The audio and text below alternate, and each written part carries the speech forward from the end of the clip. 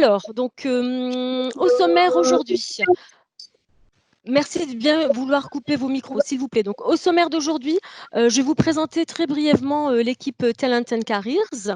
On va bien évidemment évoquer le CV et aussi toute une partie sur LinkedIn, hein, donc des conseils pour avoir un bon profil LinkedIn, des conseils sur la recherche, comment procéder, où et comment chercher, sur l'actualité bien évidemment en ce moment, hein, quelles sont les entreprises qui recrutent, quelles sont celles qui également décalent leur recrutement. Et enfin, on évoquera bien évidemment l'entretien de recrutement et on laissera du temps pour les questions-réponses. Alors, le service Talent and Careers, donc on a 3 équipes qui sont dédiées, une équipe employabilité et une équipe employabilité internationale, donc plutôt dédiée à tout l'accompagnement carrière, donc tout ce qui est lié au projet professionnel.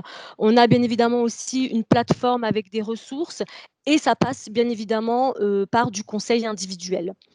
On a une équipe Corporate Relation Manager. Donc, l'équipe Corporate Relation Manager fait le lien entre les étudiants et le monde professionnel et le monde de l'entreprise. Donc, par le biais d'événements, donc des tables rondes, des forums qui sont organisés au sein de Schema. Et enfin, une équipe support stage et emploi qui gère toute la partie formalité de stage, toute la partie notamment convention de stage. Donc, la majorité d'entre vous recherchent soit un stage alterné en contrat de professionnalisation ou un stage alterné sous forme de convention de stage. Donc, si c'est sous format de contrat de professionnalisation pour les modalités, ça va être avec le service de Monsieur Neuzy. Mais par contre, si c'est sous convention de stage, vous aurez forcément affaire à l'équipe support stage et emploi à un moment ou à un autre pour des questions de formalité administrative, la durée, la période, etc. Alors, concernant le CV. Alors, le CV, bien évidemment, doit tenir sur une seule page. Il doit être cohérent, il doit être aéré, il doit être lisible. On n'oublie pas qu'un recruteur va passer très peu de temps sur votre CV. Donc, vous devez vraiment aller à l'essentiel. Vous devez être synthétique. Vous devez utiliser une police assez sobre, donc plutôt du Verdana, du Arial que du Times New Roman, par exemple, où c'est un petit peu vieillot. Donc, vous devez avoir un seul CV par rapport à un domaine d'offres. Si vous postulez que sur des offres, par exemple, en contrôle de gestion, vous aurez un seul et même CV pour toutes ces offres. Si vous postulez dans plusieurs domaines différents, bien évidemment, vous pouvez avoir 2 ou 3 CV. Vous devez bien évidemment l'actualiser régulièrement, ajouter vos nouvelles compétences et bien ajuster les mots-clés. Veillez à utiliser les mots-clés en adéquation avec le domaine ou le secteur visé, mais on y reviendra un petit peu tout à l'heure. Et pensez également, bien évidemment, par rapport à votre CV, c'est sympa d'avoir un CV en couleur, mais veillez aussi à l'imprimer en noir et blanc. N'oubliez pas que les recruteurs aujourd'hui en entreprise, les entreprises sont très tournées vers tout ce qui est développement durable. Donc, on a des imprimantes plutôt en noir et blanc. Donc, c'est bien beau d'avoir un CV en couleur, mais si on l'imprime en noir et blanc et que plus rien n'est lisible, c'est embêtant. Donc, faites également attention à ça. Je vous ai mis ici 2 templates de CV, pardon. Donc un plutôt dans le domaine de la finance, l'autre en marketing. Donc on voit qu'il y a des nuances, hein, bien évidemment. On fait attention à ce qu'on soit bien en adéquation avec les attentes sectorielles. C'est-à-dire qu'en marketing, on va pouvoir un peu se lâcher au niveau des couleurs. On ne mettra pas forcément du rose hein, sur un CV en finance parce qu'on va peut-être heurter aussi voilà, les recruteurs. Donc, on fait attention à bien être en adéquation et bien être adapté au secteur d'activité dans lequel on souhaite postuler. Alors, par rapport aux rubriques qui sont mentionnées sur le CV, on a forcément les rubriques indispensables qu'on va retrouver, donc tout ce qui concerne par exemple les contacts ou l'identité, avec donc la photo. Alors on pose beaucoup la question de la photo, est-ce qu'elle est obligatoire ou pas Alors moi, j'ai tendance à dire que le CV, c'est du papier, c'est pas très humain. Moi, je vous recommanderais de mettre une photo.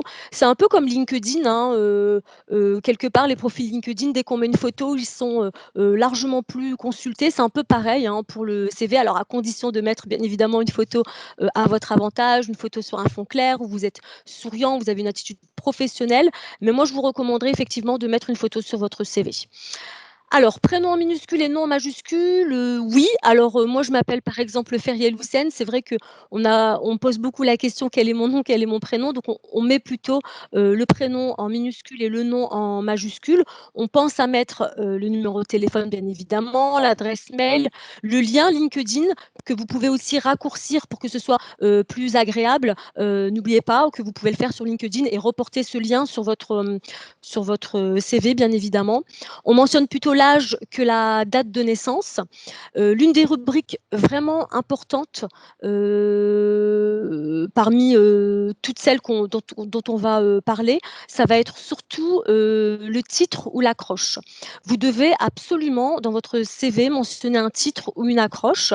Ça peut être une rubrique spécifique, hein, sur vos ambitions, par exemple, ou ça peut être un titre, à part entière, tout simplement. Et donc vous devez évoquer notamment votre projet professionnel dans cette partie. Donc, quel est le secteur qui vous intéresse? Quel est le domaine qui vous intéresse? Sur quelle fonction? Et également, parler, de vos, disponibilités. Pour la partie formation, expérience professionnelle et ou associative, donc, on garde toujours la même trame, donc par ordre antichronologique, donc, du plus récent au plus ancien. On garde toujours le même format pour que ce soit clair et cohérent et agréable aussi, à l'œil du recruteur. On se met toujours à la place, du recruteur et on décrit les missions. Quand on décrit les missions, donc il y a une petite méthode que vous pouvez utiliser qui est la méthode CAR, hein, donc, voiture en anglais, hein, petit mémo technique. Donc CAR, qu'est-ce que ça veut dire? Donc c'est contexte, action, résultat. Donc quand, vous indiquez une mission, toujours la remettre, dans le contexte, donc expliquer votre mission, la nommer, vous étiez en charge de quoi? Les actions que vous avez, mis en œuvre pour, atteindre votre objectif, votre mission, pour réaliser votre mission et les résultats. Au niveau des résultats, donc ça peut être des résultats quantitatifs et ou qualitatifs. Alors, veuillez toujours, bien évidemment, utiliser du vocabulaire professionnel, du vocabulaire en lien avec le domaine, le secteur visé. On utilise plutôt des verbes d'action. On évite tout ce qui est, faire, avoir, mais plutôt, vraiment des verbes d'action. Donc les verbes d'action comme animer, reporter, créer, concevoir et cetera. On utilise des mots-clés en lien avec le poste et le secteur visé. Hem, pour la partie linguistique, pour les autres compétences, alors n'oubliez pas que les recruteurs, quelquefois, ça fait 3 ans, 5 ans, 10 ans qu'ils ne sont plus, en école. Donc ils sont un peu aussi, déconnectés, des niveaux que vous indiquez parfois. Je pense au niveau A1, B1, C1 que vous indiquez quelquefois. C'est pas forcément très parlant pour les recruteurs, donc parlez d'abord en termes de notions, donc débutant, intermédiaire, bilingue, courant et cetera et ensuite vous indiquez votre score, A1, B1, TOEIC, TOEFL entre parenthèses. C'est beaucoup plus clair pour les recruteurs. Ne pas oublier bien évidemment de mentionner vos compétences en informatique, hein, toutes les compétences, liées, ou utiles au poste. Évoquer également votre personnalité professionnelle, donc on a parlé des hard skills, hein, pour les savoir-faire, mais là ça va être plutôt, les savoir-être, donc parler de vos soft skills, hein, ça peut faire la différence entre, vous et un autre candidat, donc c'est important aujourd'hui de les mentionner. Ça peut être une catégorie à part entière, hein, que vous pouvez d'ailleurs appeler pourquoi pas savoir-être, mais ça peut être aussi, des mots-clés que vous allez mettre dans la partie, accroche et ou dans le titre. Ça, c'est faisable également. Pensez également à évoquer vos centres d'intérêt, parler de vos passions, de ce qui vous anime. Alors, on a parlé de hard skills, de soft skills. Là, je vais vous parler un peu de mad skills. Donc, les mad skills, ce sont les traits de personnalité un peu spécifiques, que l'on a, selon les centres d'intérêt. Donc, par exemple, quelqu'un qui fait, de l'escalade, ça démontre, voilà, un certain dépassement de soi, par exemple. Donc ça montre des choses assez intéressantes qui peuvent avoir du sens aussi, hein, pour le recruteur, pour les domaines que vous visez. Donc, ne pas hésiter aussi à parler de vos centres d'intérêt, c'est important aujourd'hui. Alors, par rapport, alors en amont du CV, je présume, vous allez tous, aujourd'hui, postuler pour un master spécialisé. Je présume que vous savez pourquoi vous faites le choix de ce master spécialisé, que vous savez l'argumenter auprès d'un recruteur, que vous avez aussi, la possibilité de bien évidemment, parler de ce master spécialisé, de ce qu'il va vous apporter en termes de valeur ajoutée, en termes de compétences, en termes d'acquis. Donc tout ça, vous devez l'avoir un petit peu déjà en tête, vous devez déjà y avoir réfléchi pour que votre projet soit cohérent aussi, hein, et que ce MS s'inscrive dans un parcours professionnel. Et tout ça, vous pouvez aussi notamment le montrer dans votre CV. Le master spécialisé que vous allez choisir, que vous allez suivre, bien évidemment, vous pouvez l'intégrer dans votre CV et indiquer quel MS vous allez choisir et aussi préciser qu'est-ce qui va vous apporter. Alors, vous n'en dites pas trop, mais ça peut être par exemple d'évoquer 2-3 cours clés que vous allez suivre cette année. Ça peut être aussi d'évoquer peut-être des certifications qui vont vous apporter un complément. Donc, toutes ces choses-là, vous pouvez bien évidemment le mettre dans votre CV dans la partie formation. Donc, la partie formation, je le rappelle, elle doit être normalement en premier dans votre CV. Néanmoins, si vous avez beaucoup d'expérience professionnelle, elle peut se retrouver en seconde partie. C'est plutôt l'expérience professionnelle que vous allez mettre en premier. C'est cette rubrique-là que vous allez mettre en premier dans votre CV. Si vous avez beaucoup d'expérience professionnelle, n'oubliez pas qu'on ne doit pas tout dire sur un CV. Vous devez faire des choix quelque part et développer les expériences qui ont le plus de lien avec le domaine ou le secteur visé, avec votre future fonction, donc la fonction qui vous intéresse. Donc, c'est celle-là que vous allez vraiment développer le plus. Les autres, vous allez un peu les réduire. Et donc, le but vraiment, c'est de ne pas vouloir trop en dire non plus. Toujours vous mettre à la place du recruteur, qu'est-ce qui va l'intéresser? Et c'est vous qui, bien évidemment, décidez de ce que vous mettez dans votre CV. C'est aussi une façon de préparer un entretien, hein. Il n'y a pas de surprise, hein. Lorsque vous serez convoqué en entretien, vous serez interrogé sur votre CV et sur ce que vous avez mentionné. Donc, ça vous permet de garder la maîtrise de ce que vous indiquez. Ça vous permet de préparer aussi l'entretien. Tout ce que vous mettez sur le CV, vous devez le maîtriser et vous savez qu'à un moment donné, vous pourrez être interrogé là-dessus. Donc, à vous de le préparer en amont. Alors, là, je voulais notamment vous parler des systèmes ATS. Alors, les systèmes ATS, qu'est-ce que c'est? Ce sont des Applicant Tracking Systems. Donc, en fait, les grosses entreprises, bien évidemment, hein, la gestion des candidatures et des CV ne se fait pas manuellement, ne se fait plus du tout manuellement. Et donc, ça passe par des logiciels, de gestion des candidatures qui repèrent les CV des candidats des plus pertinents ou moins pertinents. Donc, quand vous postulez sur un site web, généralement d'une grosse entreprise, vous tombez sur un système ATS qui va repérer ou pas votre CV. Donc, comment faire en sorte d'être repéré? C'est là où l'identification des mots-clés est très importante. Donc, vous avez aussi un travail à faire en amont. À vous d'aller chercher 2-3 offres type, par exemple, je ne sais pas, en contrôle de gestion, et de bien analyser en amont les mots-clés qui sont utilisés. Vous verrez que c'est toujours les mêmes mots-clés qui reviennent. Et dans la mesure du possible, bien évidemment, essayez de réintégrer ces mots-clés dans votre CV pour que votre CV puisse être repéré par les ATS, par ces systèmes d'ATS. Sachez que sur la forme du CV, peut-être une petite précision. Donc aujourd'hui, vous pouvez faire votre CV sous différents formats. Moi, je vous recommande plutôt du Word ou du PDF parce que généralement, les systèmes ATS repèrent plus facilement les formats Word ou PDF, donc les mots-clés là-dessus, les verbes d'action là-dessus. Donc, vous aurez plus de chances d'être repéré de cette manière. Donc, privilégiez le format Word ou PDF. Alors, je vais laisser la parole à ma collègue Laura pour la suite de la présentation. Alors, Laura, est-ce que tu as bien accès à la présentation? Oui, c'est parfait. Merci, Est-ce Feriel. est-ce que tu veux que bon, tu me dis quand passer les slides ou parce que je ne sais Oui, pas du coup c'est si tu peux parfait. les passer. Très bien, je te laisse la parole à toi, Laura. Merci.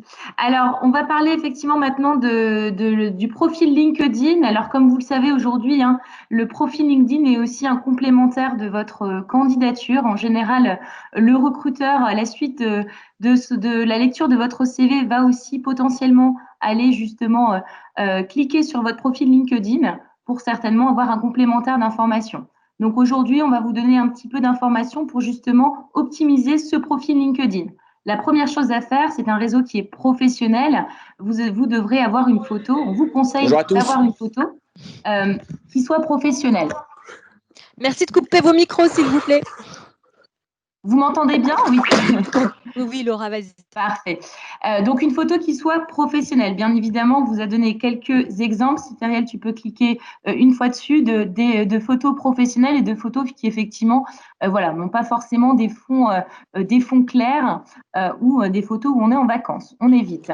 Ensuite, vous avez effectivement le titre de votre profil qui va vous permettre de donner plus d'informations concernant soit votre activité professionnelle actuelle, ou votre recherche, votre lieu aussi et le secteur d'activité dans lequel vous travaillez. Ensuite, dans l'étape 3, vous avez un petit onglet qui s'appelle Info, Information, que vous voyez en haut à droite, qui là finalement est un résumé rapidement de vous, de votre parcours, peut-être de vos expériences précédentes.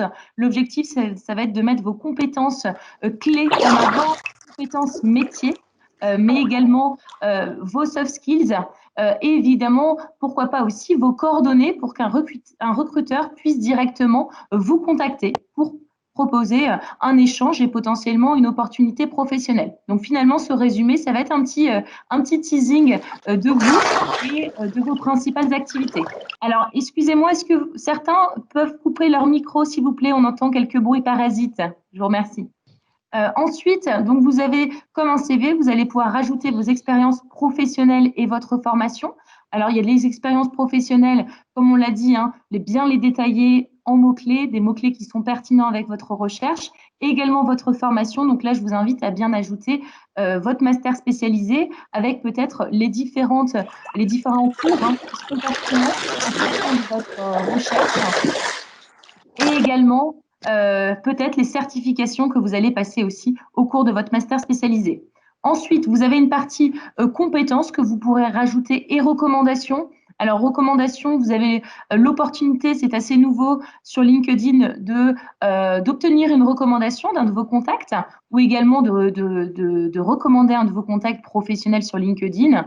Je vous invite à le faire. Aujourd'hui, ça donne beaucoup de valeur ajoutée à votre profil également. Alors, en général, plutôt un supérieur hiérarchique ou un ancien collègue, pourquoi pas, ou un ancien professeur. Et étape 6, vous pouvez également par la suite, si vous souhaitez aussi que votre profil soit lu à l'international, vous avez la possibilité d'ajouter un profil dans une autre langue. Voilà. Pour la partie réseau, donc effectivement, faites bien attention de différencier LinkedIn et Facebook. Donc, dans la première chose, ce que je vous invite à faire aujourd'hui pour agrandir votre réseau sur LinkedIn, c'est de pouvoir ajouter des recruteurs, des anciens collègues, par exemple, ou encore voilà, des anciens professeurs. Et ensuite, effectivement, de pouvoir bien évidemment actualiser votre profil régulièrement. Alors, pour Facebook, Feriel, attention, on ne voit plus la présentation. Je ne sais pas si c'est juste mon cas. Pour Facebook, faites bien attention. Aujourd'hui, avec les réseaux, voilà, moi, ce que je vous conseille, c'est d'avoir un Facebook qui reste à usage personnel et que vous puissiez, bien évidemment, voilà, bloquer les paramètres aussi pour des personnes extérieures à votre réseau. Parfait. Donc, effectivement, une fois que vous avez construit votre CV, que vous avez mis à jour votre profil LinkedIn, il ne vous reste plus, entre guillemets, qu'à établir une liste d'entreprises cibles. En général, voilà, il y a de nombreuses entreprises. L'objectif aujourd'hui pour vous également, c'est de vous créer effectivement une petite stratégie de recherche avec un listing d'entreprises qui vous intéressent. Alors, vous avez plusieurs possibilités. En général, sur leur page web, vous avez des informations quant à la culture de l'entreprise, quant aux différents postes qui sont proposés, ou en tout cas une partie candidat recrutement, vous pouvez justement envoyer votre CV directement ou répondre à des offres. Et ensuite, évidemment, pour faire un lien avec LinkedIn, vous pouvez également, et je vous invite à le faire, à suivre les entreprises qui vous intéressent, à suivre leur page LinkedIn, parce que vous aurez des informations fraîches sur l'actualité de l'entreprise et sur également peut-être potentiellement les recrutements qui seront ouverts. Donc, l'objectif par la suite pour vous, pour que ce soit plus simple, parce qu'effectivement, après plusieurs candidatures, on peut s'en mêler les pinceaux et c'est bien normal, c'est finalement de vous construire un tableau récapitulatif de vos candidatures, un tableau très simple, un tableau Excel, où vous allez finalement répertorier chacune de vos candidatures avec la date, le nom de l'entreprise, potentiellement l'URL de l'offre aussi pour que vous puissiez la retrouver facilement et potentiellement également une personne de contact si vous avez été contacté aussi par mail ou par téléphone. Ça va vous permettre, quand l'entreprise vous recontacte, de rapidement retrouver l'offre et de vous rappeler à quelle offre vous allez postuler. Ce sera beaucoup plus simple pour vous. Par la suite, effectivement, alors on a parlé de LinkedIn, hein, mais vous avez plein de sites de recherche, que ce soit de stages, d'opportunités, hein, de stages et d'alternance. Bien évidemment, vous en avez plein, l'APEC, Monster, Indeed, Région Jobs. Vous avez La Relève qui est plutôt pour des sites, des stages également. Là, ce sont des sites assez généraux. Après, vous avez bien évidemment des sites particuliers spécialisés en fonction de votre domaine de prédilection. Hein. Par exemple, si vous recherchez une alternance dans le domaine de la finance, bien évidemment, vous avez des sites qui sont spécialisés également. Donc, faites un petit peu le tour aussi de tous ces sites pour avoir en tout cas votre profil candidat qui soit bien à jour sur chacun de ces sites de recrutement. Ensuite, évidemment, vous avez aussi des grands job boards et des cabinets de recrutement qui vont être aussi, qui vont directement recevoir votre profil et vous contacter pour vous proposer potentiellement une de leurs offres. Donc là, évidemment, on pense à Manpower, à Dego, mais il y en a plein d'autres. Encore une fois, ça va dépendre aussi de votre profil et de ce que vous recherchez, mais c'est intéressant d'avoir votre profil qui soit mis à jour sur ces sites de cabinets de recrutement. Ensuite, on parlait tout à l'heure de réseau et d'animation de réseau avec LinkedIn, qui finalement est une bonne stratégie de recherche d'opportunités et de création d'opportunités pour la suite. Hein. Il faut aujourd'hui que vous preniez conscience et que vous preniez ce réflexe de cultiver son réseau. On a tous un réseau. On a l'impression au début de sa carrière qu'on n'en a pas, mais c'est pas vrai. Hein. On a sa famille, on a ses anciens collègues, ses anciens camarades de classe. Donc c'est un bon début. Par la suite, effectivement, vous aurez votre profil LinkedIn où vous allez pouvoir de plus en plus agrandir votre réseau et vous verrez que effectivement aujourd'hui le réseau est une des méthodes clés pour rechercher une opportunité et il y a beaucoup d'entreprises aujourd'hui qui invitent leurs collaborateurs à recommander des personnes de leurs entourages. Donc finalement, c'est vraiment ça fait vraiment partie du recrutement aujourd'hui et c'est un bon réflexe à prendre. Donc on veut vous parler aussi d'une plateforme voilà, qui est partenaire de Schema, avec qui on travaille aujourd'hui, qui est My Job Glasses, qui est une plateforme de mise en relation entre des professionnels qui se portent volontaires pour répondre à vos questions et des étudiants. Donc, ces professionnels, voilà, c'est des professionnels qui sont issus de tout type d'entreprise, de tout secteur d'activité et à toute fonction. Donc, vous allez pouvoir aussi regarder qu'est-ce qui vous intéresse hein, pour essayer de comprendre une carrière ou si vous avez des questions sur une entreprise spécifique, vous pouvez potentiellement les contacter. Et en général, vous avez accès voilà, à quelques disponibilités. Ça peut vous permettre de vous créer de l'opportunité. Hein. C'est le cas, on a déjà eu des retours d'étudiants, effectivement, qui, grâce à des échanges avec des professionnels, d'une première part, en savent un petit peu plus par rapport au métier ou à leur domaine de prédilection, et d'autre part, on réussit aussi à trouver une opportunité, un stage ou un premier emploi. Donc, c'est vraiment voilà, une carte à jouer qui est très intéressante et qui finalement va vous accompagner tout au long de votre carrière.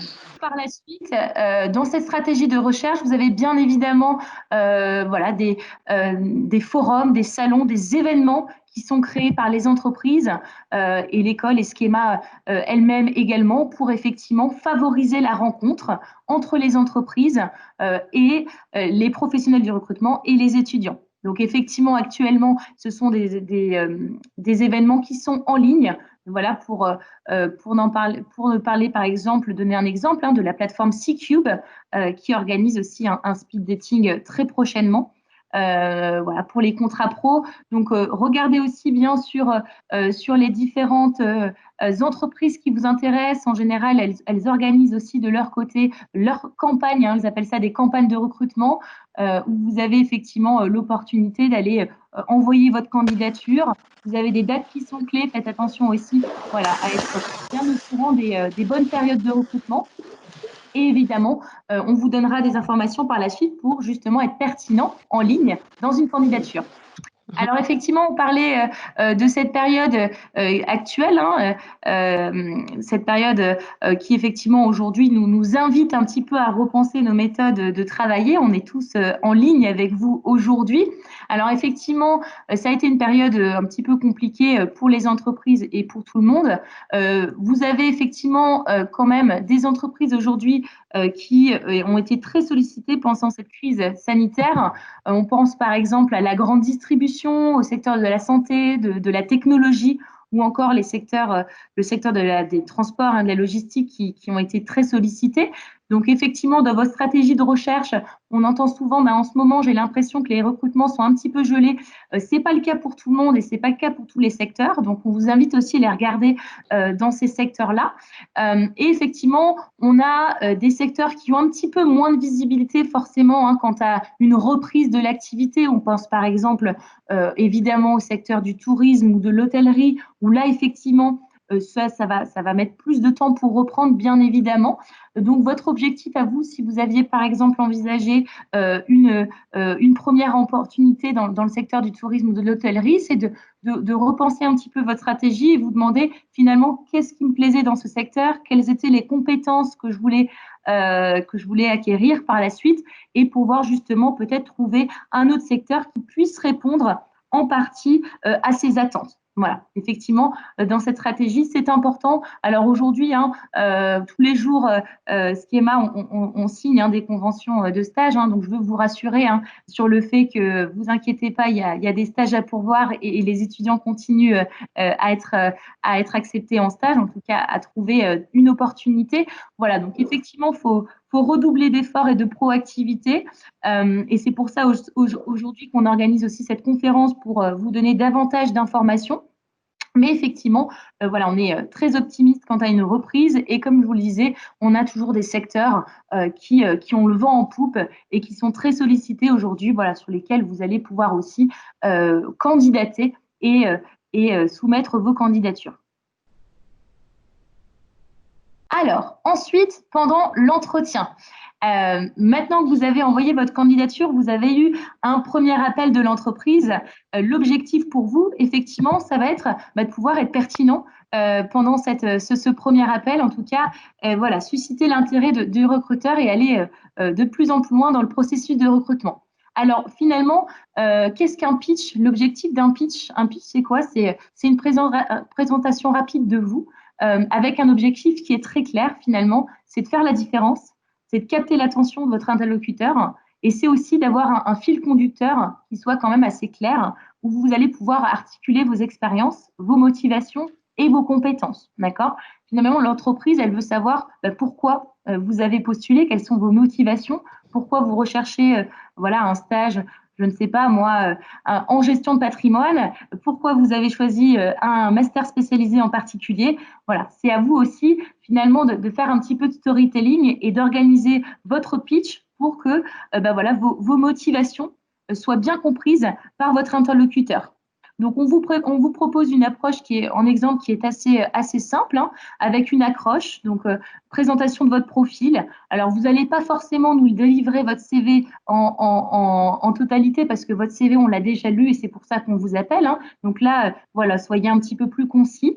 Vos motivations, comme je vous l'ai dit, pour le poste et pour l'entreprise, c'est important. Faites bien attention à cela. Ensuite, effectivement, bien évidemment, vos expériences passées. Finalement, l'objectif aujourd'hui, c'est de savoir quelles sont les compétences que vous avez acquises, hein, qui font de vous un candidat avec une bonne valeur ajoutée pour l'entreprise. Donc, toujours pareil, vous allez vraiment préparer ce pitch en amont. Bien évidemment, votre projet professionnel et en quoi le master spécialisé à Schema s'inscrit aussi dans votre projet professionnel et en quoi effectivement ce stage où ce contrat de professionnalisation va aussi vous aider à obtenir votre objectif, en tout cas professionnel. Et ensuite, bien évidemment, votre objectif à vous, c'est d'avoir préparé des questions en amont ou des questions aussi justement que vous allez avoir à la suite de l'entretien que vous allez avoir avec votre interlocuteur. Voilà, c'est vraiment cet objectif, il est très clair, c'est de montrer votre motivation, montrer que vous êtes quelqu'un de préparé, vous êtes le candidat idéal avec des compétences que vous allez valoriser en entretien. Donc, c'est donc 4 ingrédients qui sont clairs aujourd'hui. La clarté, bien évidemment, on évite le jargon. Alors, effectivement, on a tous notre expertise dans un domaine.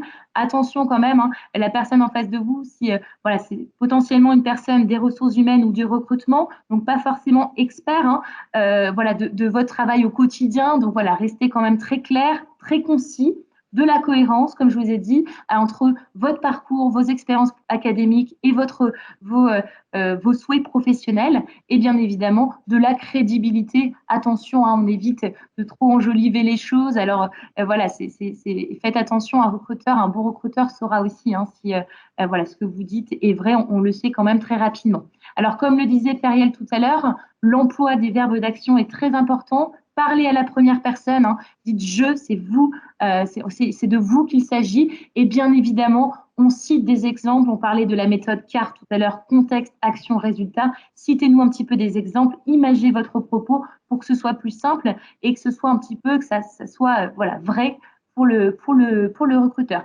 Faites attention aussi à l'importance du non-verbal, que vous soyez en visioconférence ou également par téléphone. Hein. Par téléphone, on n'a pas l'impression, mais si vous souriez, on va quand même avoir un ton qui soit un petit peu plus enjoué à votre ton, à votre sourire. Voilà.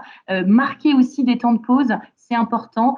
Prenez voilà, le temps de respirer et surtout laissez aussi l'opportunité au recruteur, à votre interlocuteur de vous poser des questions et en tout cas, j'ai envie de dire d'absorber un petit peu ce que vous lui dites également. Voilà, donc c'est important de prendre son temps et bien évidemment, écrivez, pitchez, préparez. Donc vraiment, l'objectif, j'ai envie de dire, de la préparation qui est clé en amont.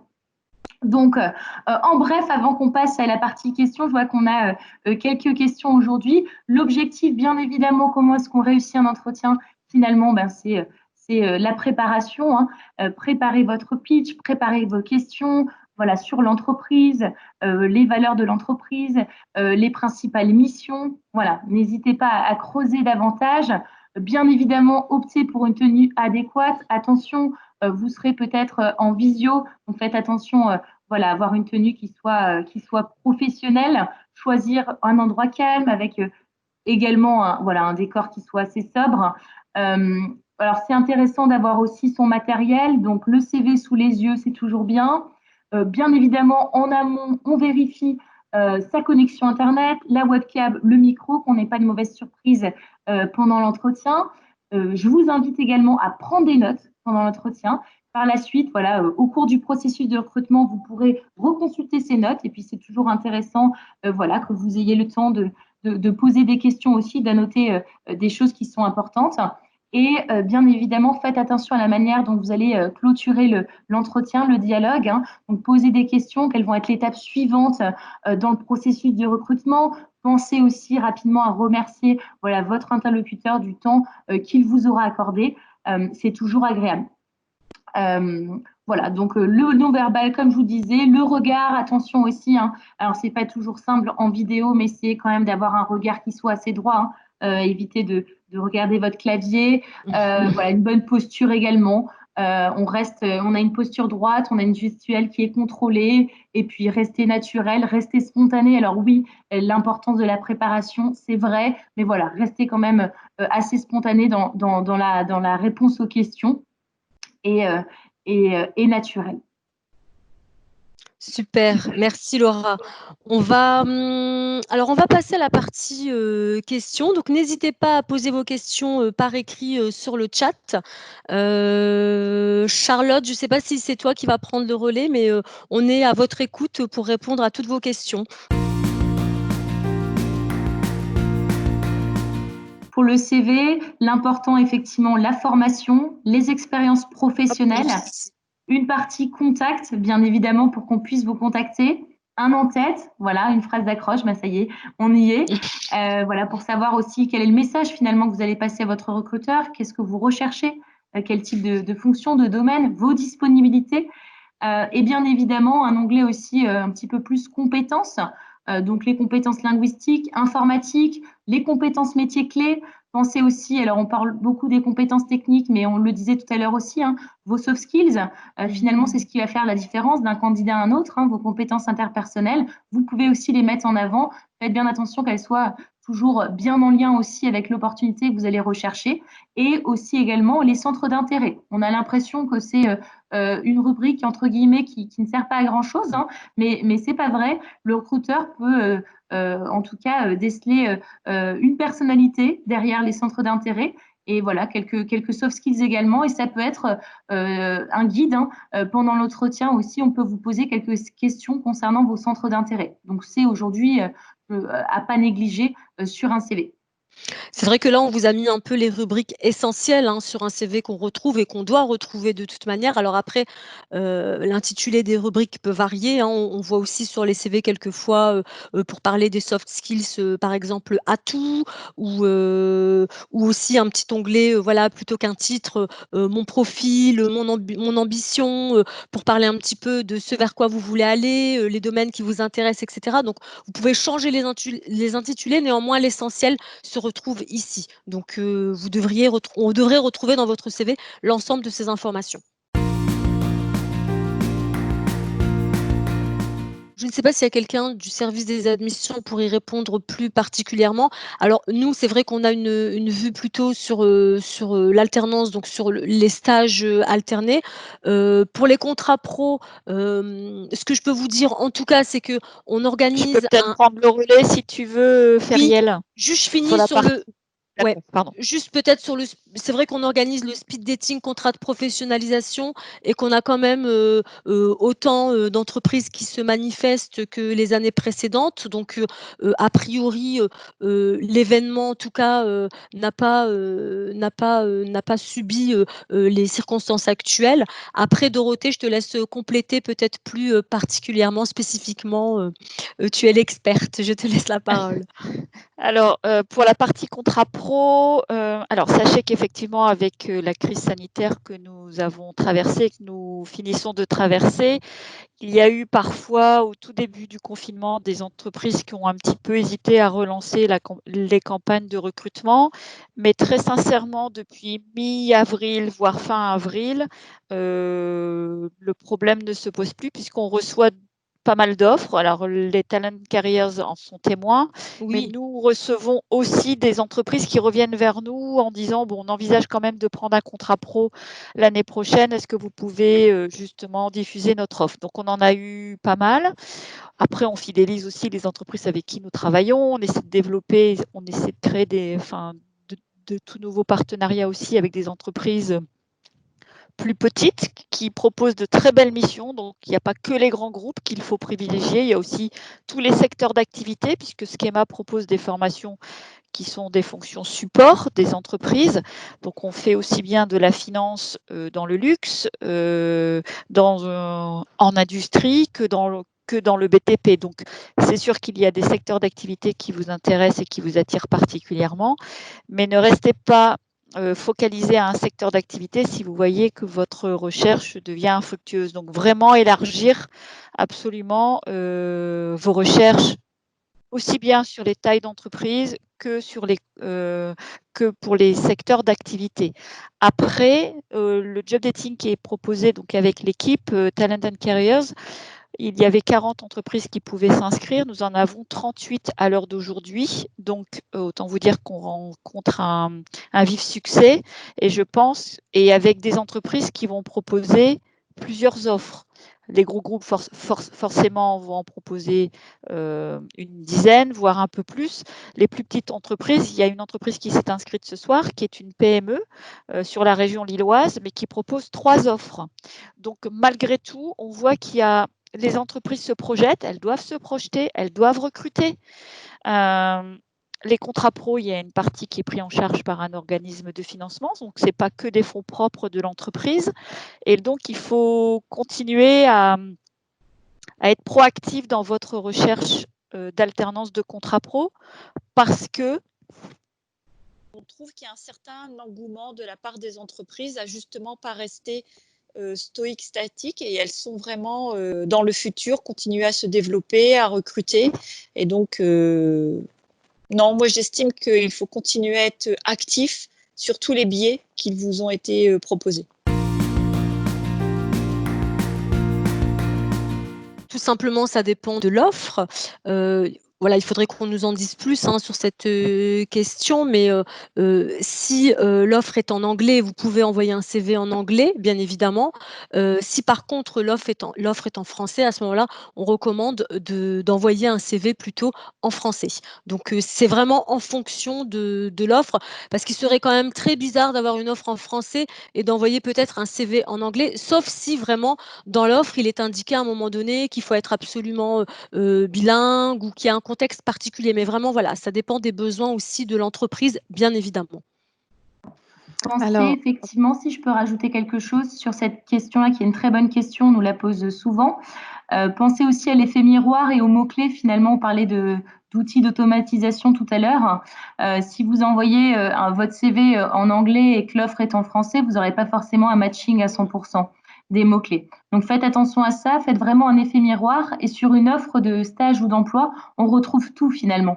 On retrouve les valeurs de l'entreprise et ses objectifs. On retrouve les principales missions qui sont détaillées et on retrouve également le profil du candidat idéal avec les compétences qui sont requises.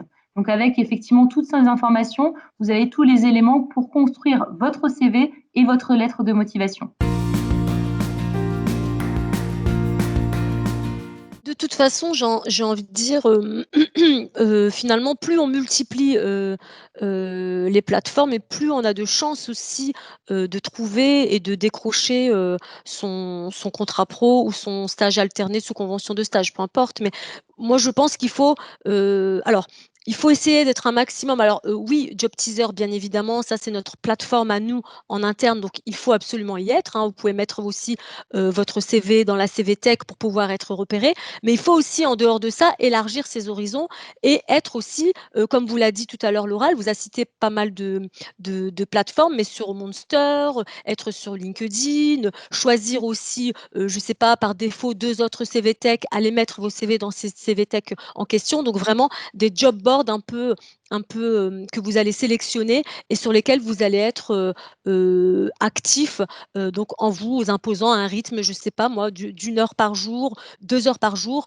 pendant lequel vous allez postuler en faisant tout ce travail de réflexion que vient de vous dire Laura, c'est-à-dire analyser les offres, analyser les mots-clés. Donc, il vaut mieux aussi des candidatures. Donc, vous pouvez tenir à jour un tableau, comme on vous l'a dit, mais il vaut mieux avoir des candidatures aussi de qualité, passer du temps un peu sur votre CV, sur un peu, alors la lettre aussi, que normalement, il n'y a que la première partie de la lettre de motivation que vous devez à chaque fois remodifier. Mais voilà, il vaut mieux des belles candidatures de qualité que faire en masse et que ce soit peu en retour d'investissement, quoi. Donc, privilégier vraiment la qualité. Au niveau du job dating, donc il y a les entreprises qui ont été conviées, que l'on a sollicitées et qui ont donc qui se sont inscrites, et elles peuvent s'inscrire, je pense, jusqu'à demain soir. Après, il y aura pour les personnes qui sont donc qui ont candidaté à Schema et qui sont admis, vont recevoir un email leur demandant de créer leur profil.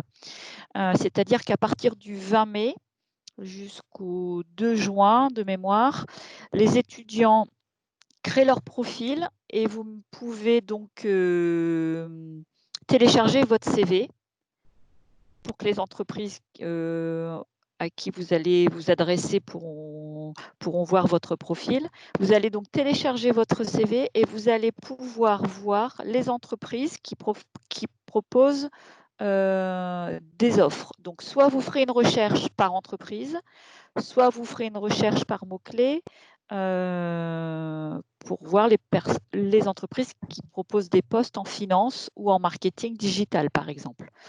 Vous allez donc pouvoir avoir accès à ces offres qui auront donc été mises en ligne par les entreprises précédemment, et vous allez pouvoir créer un rendez-vous virtuel via un calendrier qui sera mis à votre disposition. Donc le job dating démarrant le 3 et se finissant le 9, week-end compris.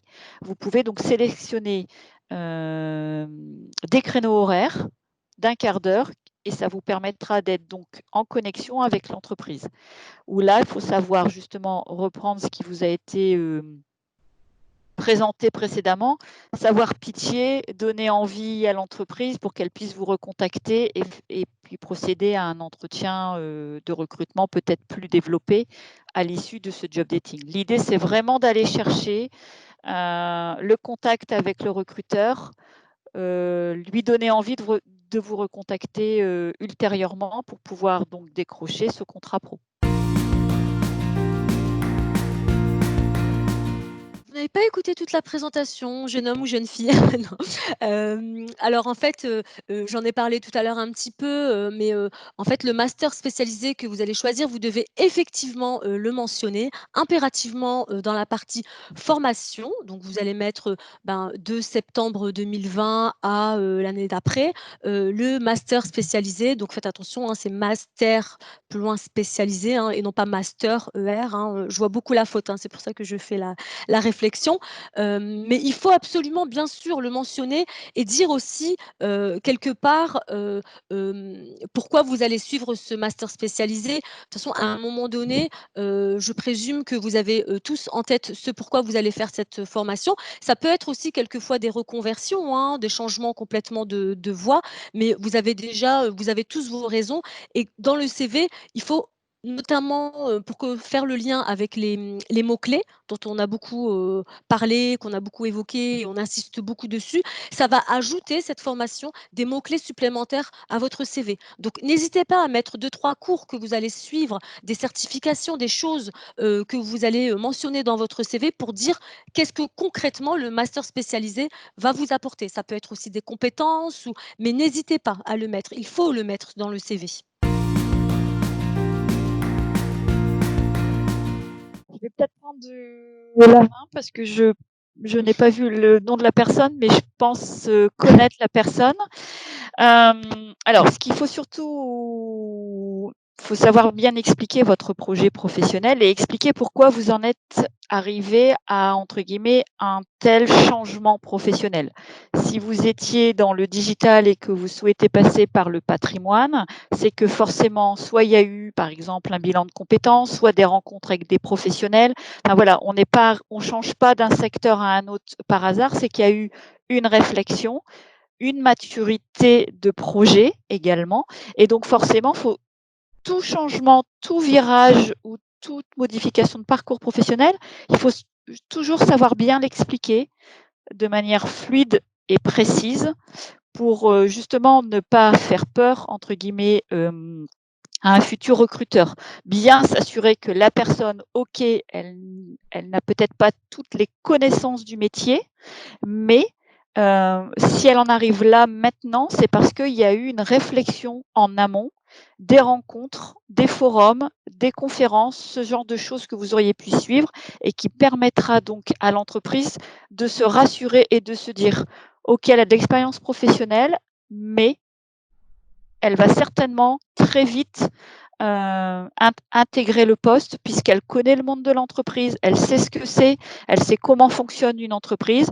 On est là pour l'accompagner sur le nouveau métier, sur son nouveau métier, mais très vite, vous serez opérationnel et parfois plus vite que certains étudiants qui démarreront un premier stage ou un premier contrat en alternance. Alors, quand les recruteurs vous posent cette question, pourquoi cette société? Je présume que c'est pourquoi cette société? C'est dans le cadre d'un entretien et on vous demande pourquoi vous choisissez l'entreprise, en question. On est bien d'accord? Oui. Donc, c'est simplement pour savoir déjà si vous êtes renseigné sur l'entreprise. C'est-à-dire qu'on peut être intéressé par un secteur d'activité, on peut être intéressé par, je ne sais pas moi, le secteur du luxe, hein, par exemple, mais pourquoi vous allez choisir L'Oréal et pas Chanel ou inversement? Donc, ce qu'attend une entreprise aussi, c'est de savoir connaître vos réelles motivations pour l'entreprise en soi. Est-ce que vous la connaissez? Est-ce que vous êtes renseigné sur elle? Est-ce que vous avez pris des informations? Les métiers aussi, quelquefois, hein, il y a des variantes selon les entreprises. Un contrôleur de gestion dans tel ou tel domaine, ça va pas être, il y aura des petites spécificités. Alors, je suis pas experte, hein, mais il y a quand même quelquefois des spécificités. Donc, ils veulent vraiment savoir si vous êtes renseigné sur elle, sur son actualité, sur voilà. Donc, ils attendent en retour que vous leur donniez de la matière sur vos profondes et réelles motivations, tout simplement. Alors, je vois aussi plusieurs commentaires pour nous joindre et nous poser des questions, notamment sur le CV ou sur les masters spécialisés. Donc, prenez bien note des adresses email que vous avez à l'écran. Surtout, passer par email, c'est beaucoup plus facile pour nous avoir. Et donc, soit avec vos questions, soit vos disponibilités, votre numéro de téléphone, et on ne manquera pas de vous contacter à un de ces créneaux. Voilà, on clôture du coup la partie questions parce qu'on arrive à la fin de ce webinaire. On vous remercie grandement de votre attention et de votre présence. Donc, comme l'a dit Charlotte, on vous laisse ici nos contacts. Donc, Talent and Careers, donc il y a moi, Feriel et il y a Laura. On n'a pas eu le temps de faire le tour des Oui, questions, mais il y vous avait étiez énormément de nombreux. questions. Oui. Donc, c'est un peu normal. Donc, s'il y a des choses qui vous restent en tête, s'il y a des choses qu'on n'a pas eu le temps d'évoquer, vraiment, n'hésitez pas à nous envoyer un petit mail à moi, à Laura. Et après, pour la partie admission, vous avez un contact pour les contrats de professionnalisation et tout ce qui est hors contrat de professionnalisation. Donc, n'hésitez pas également à nous écrire. Un grand merci à tous et je vous souhaite une excellente fin de journée. Merci à tous.